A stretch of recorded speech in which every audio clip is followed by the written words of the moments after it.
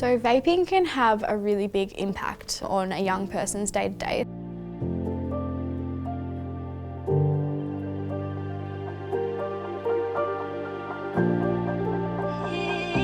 Especially if a young person is addicted to vaping, it can essentially hold them back from participating fully in sports. We might actually find that a young person withdraws, maybe some disruption at school, which previously they potentially haven't exhibited those behaviours.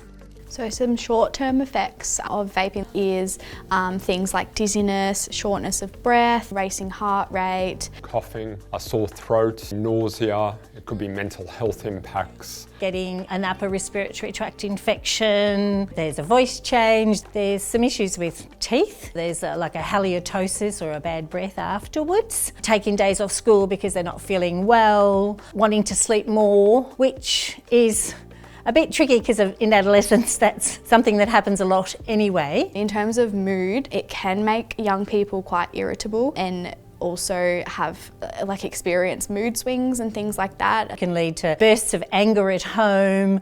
But I think we need to get back to the fact that there's a lot of pressure on adolescents, and vaping may seem as a way of coping with all the pressure in their life, and it only exacerbates the underlying causes of those emotional health and wellbeing issues that they're experiencing. Long-term health consequences could be nicotine addiction and or poisoning.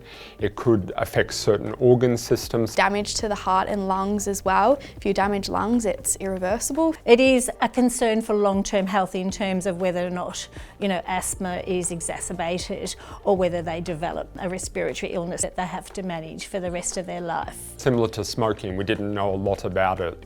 But as it evolves, there might be a range of organ systems impacted. It might be complex to actually seek care and get treatment and support services. But it's really important to recognise that the research is evolving, so we don't actually know what some of those long-term impacts are. We do know that the link between vaping in early adolescence and then moving on to smoking more tobacco-related products has been established. So we're very concerned about that in looking at how we actually intervene early. So it's always good, I think, to consider prevention strategies rather than needing to actually seek support when things have actually been impacted over the long term.